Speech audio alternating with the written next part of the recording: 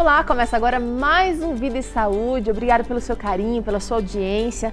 Fica aí confortável, onde é que você esteja assistindo, no escritório, no consultório, em casa, na cama, na sala, na cozinha. Mas o importante é você aproveitar as dicas que o Vida e Saúde tem para você. Hoje nós vamos conversar sobre saúde, sobre nutrição e hipertensão. Você vai entender como a nutrição pode melhorar esse problema que aflige tantos brasileiros e eu diria a população mundial, na verdade, sofre com a hipertensão.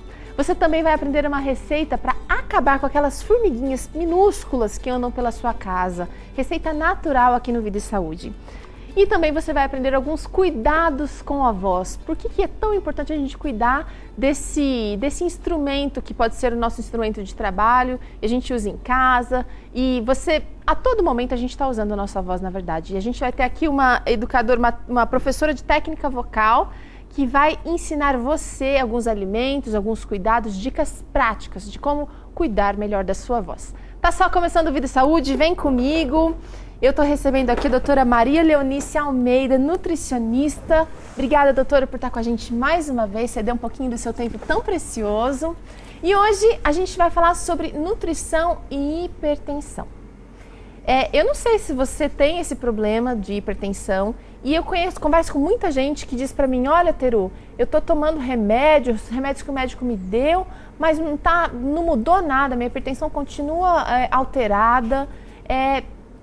Aí eu pergunto, né? Você fez alguma outra mudança no seu estilo de vida? E normalmente a pessoa não fez. Doutora, só tomar remédio não resolve o problema da hipertensão? Então, muitas pessoas ficam bitoladas a tomar medicação e não querem, na verdade, mudar seus hábitos. E o hábito de comer aquele alimento que aumenta a pressão, ele precisa modificar. Porque a medicação chega num ponto que a pessoa vai ter que aumentar a dose, aumentar a dose, aumentar a dose, aumentar a dose. Então ele tem que entender que existem dois remédios, o medicamentoso e o nutricional. Os dois têm que andar aparelhados para poder ter a busca do objetivo, que no caso é normalizar a pressão. Doutora, a gente ouve muito falar agora dessas farinhas, farinha de berinjela, farinha de amora, farinha de banana verde, farinha de maracujá. Hoje a infinidade é, assim, imensa. Esse tipo de alimento ajuda a combater a hipertensão arterial? Não existe uma mágica, esse o remédio nutricional. É um conjunto de coisas. Tá. Vamos lá então, eu quero saber que conjunto é esse. É um conjunto de coisas. A mudança alimentar tem que acontecer em conjunto. Que quantidade comer do alimento? Por exemplo, o sal. Que quantidade eu vou comer de sal por dia? Que alimento eu vou escolher para eu comer? Porque às vezes as pessoas tomam a medicação, mas comem coxinha de galinha, comem um pastel frito. E você sabe que a hipertensão ela está associada ao excesso de peso, ao ganho de peso. Tem muitos magros dentro do padrão de peso normal que também tem a pressão alterada. Mas assim, precisa ter um conjunto de coisas, não é, eu vou tomar o maracujá que ele vai e vou continuar comendo errado as outras coisas. Então o dia da pessoa ele tem que ser modificado. Ele precisa saber que os alimentos precisam estar aliados uns aos outros, até na forma de preparo. Porque assim, a quantidade de sódio para uma pessoa hipertensa, ela tem que entender que ela precisa utilizar, se ela tem já hipertensão e já usa medicação, ela precisa usar uma dose de sal abaixo de 5 gramas. E se ela tem inchaço, edema, porque o sódio ele controla os líquidos intra e extracelular. Então, se a pessoa já está comprovado que ele tem retenção de líquidos, então essa dosagem de 5 gramas cai, vai ficar em 3 gramas ao dia. Olha, a doutora Maria está falando aqui sobre os alimentos que a gente deve consumir mais ou consumir menos para controlar a hipertensão arterial. Agora, eu queria saber, doutora, se existem alguns alimentos que potencializam e outros que despotencializam o medicamento que está sendo tomado para a hipertensão. Sim, por exemplo, o medicamento, e diga-se de passagem que a pessoa quando está fazendo um controle da pressão, ela não deve interromper o medicamento. Ela tem que aliar com a nutrição. Mas se, por exemplo, ela toma um medicamento que é antihipertensivo, antianginoso e antiarritmímico para o coração, ela não deve tomar esse medicamento junto na mesma hora ou próximo da hora que toma alimentos com cálcio.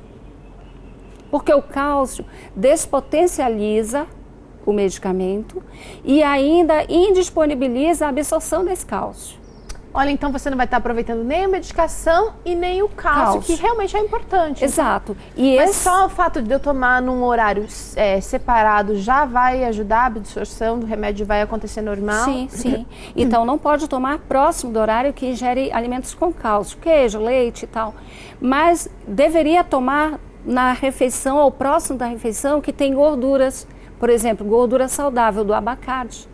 Gordura saudável, nozes, castanhas, entendeu? Isso vai potencializar Vai potencializar o efeito do remédio. Olha só, dica prática importante. Você que tem hipertensão, você conhece alguém que tem algum familiar, precisa tomar essas medidas que a doutora Leonice está falando aqui, porque senão às vezes você está tomando remédio, e eu converso com muita gente que diz, o remédio não está fazendo efeito, eu mudei a alimentação, mas não tá, às vezes está cometendo esse deslize sem saber, na ignorância. Exato. E tem remédios, medicações antihipertensivos e antianginoso que diminui a quantidade de vitamina D e cálcio e potássio.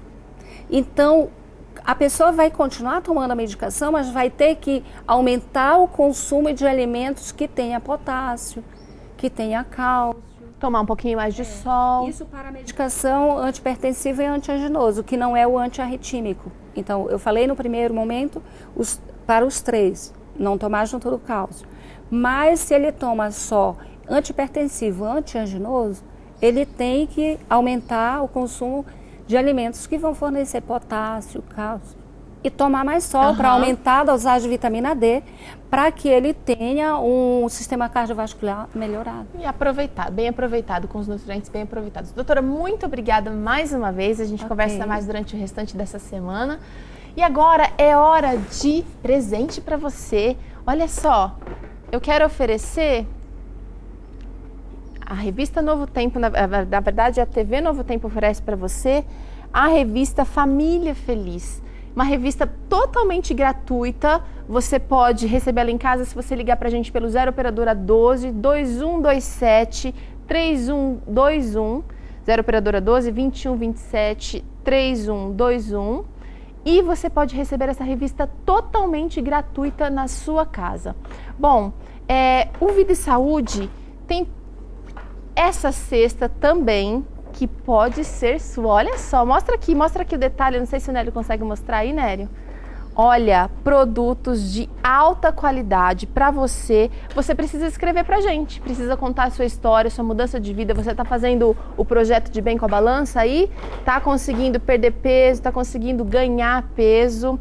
Você precisa então contar a sua história pra gente, porque a gente vai presentear você a melhor história com essa cesta de produtos da Superbom. E eu quero agradecer a parceria da Superbom também, que tem fornecido esses alimentos tão gostosos para você, telespectador. E pra gente aqui tem sempre um suquinho gostoso. Olha, já tem convidada aqui especial. E eu quero falar com a Poliana agora. Poliana Calazans, é nossa amiga. Está aqui, trabalha na Novo Tempo, e ela é professora de técnica vocal, preparadora vocal, posso usar assim, Poliana? Pode sim. E por que a voz é tão importante, Poliana? Porque a voz, ela mostra no ser humano a idade, né, emoção e o nível sociocultural e econômico. Então a gente consegue perceber tudo isso pela voz? Sim. Quais são os cuidados que eu preciso ter com a voz? Por exemplo, eu trabalho aqui na TV, eu uso a voz, uso imagem e tal, mas, por exemplo, um radialista, uma professora que usa bastante a voz, e eu já vi muita gente que, na época do giz, né, não sei se você telespectadora é da minha época, o professor ficava muito rouco, é o pó do giz, mas às vezes era um calo vocal, como que a gente faz para evitar esses problemas com a voz? Então, nós temos alguns cuidados que é importante não só para profissionais, mas para qualquer pessoa que queira até conversar normalmente e que queira ter uma voz melhor, até para falar com um amigo, para ter uma conversa assim. Então, assim, a gente tem que tomar cuidado com fatores estressantes, como muito calor, de repente muito frio, entendeu? Ar-condicionado. É um veneno. Muito. Ambiente seco. Nós precisamos mais hidratação, entendeu? Mais ou menos assim, 2,5 a 3 litros por dia.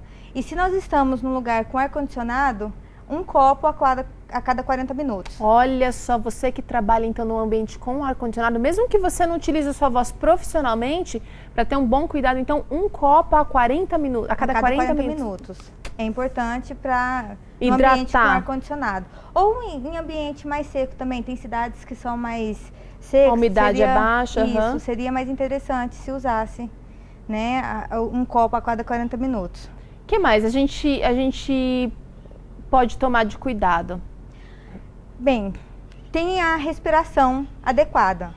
Que se você falar, tipo, você está respirando, o seu ar acabou e você continua falando, você acaba forçando a sua prega vocal. E isso é um fator estressante também.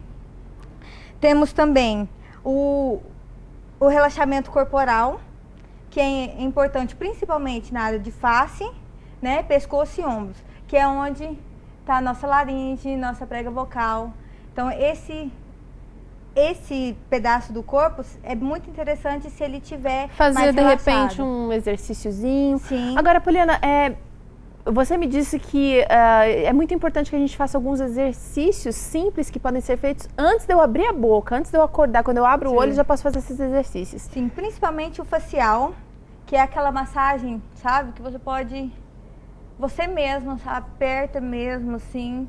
Então, vou fazer uma massagem aqui física, mas não estou fazendo nada com a voz. Ainda vou fazer não. Essa massagem de relaxamento. Isso, você relaxa, primeiro você prepara Vamos lá, gente, o seu mexendo. corpo para emitir o som. Tá. Tá, ó, pescoço.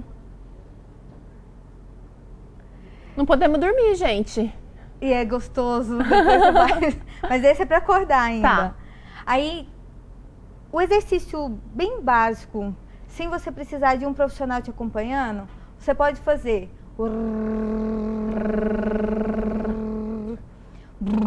Por quanto tempo, Poliana? Você pode fazer assim uns 10 minutinhos o todo.